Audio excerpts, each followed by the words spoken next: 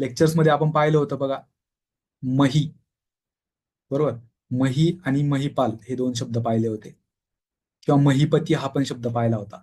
जसं की राष्ट्राचा प्रमुख तो राष्ट्रपती, पती म्हणजे प्रमुख, तसंच महीचा प्रमुख तो महिपती म्हणजेच कोण, राजा, हे आपण पाहिलं होतं. राजा हा महीचा प्रमुख असतो, महीचा म्हणजेच पृथ्वीचा प्रमुख असतो, म्हणून राजाला काय म्हटलं गेलेलं आहे, महिपती म्हटलं गेलेलं आहे. आले लक्षात? मही म्हणजे पृथ्वी, आणि पृथ्वीचा पालन करता तो महिपाल म्हणजेच राजा. आले लक्षामध्ये? मही हा शब्द पृथ्वी या शब्दाला समानार्थी शब्द आहे.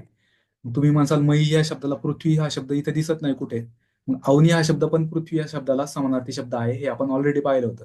लेक्चर्समध्ये आपण एक गाणं तुम्हाला लक्षात ठेवायला सांगितलं होतं, बरोबर. मराठीतलं एक प्रसिद्ध गाणं, हृदयी वसंत फुलताना, हे तुम्ही कधी गुगल करा किंवा युट्यूबला सर्च करा, तुम्ही ऐकलं असेल निश्चितच, हृदयी वसंत फुलताना हे गाणं. लेक्चर्समध्ये आपण हे ऑलरेडी सांगितलं होतं. त्या गाण्यातली एक ओळ तुम्हाला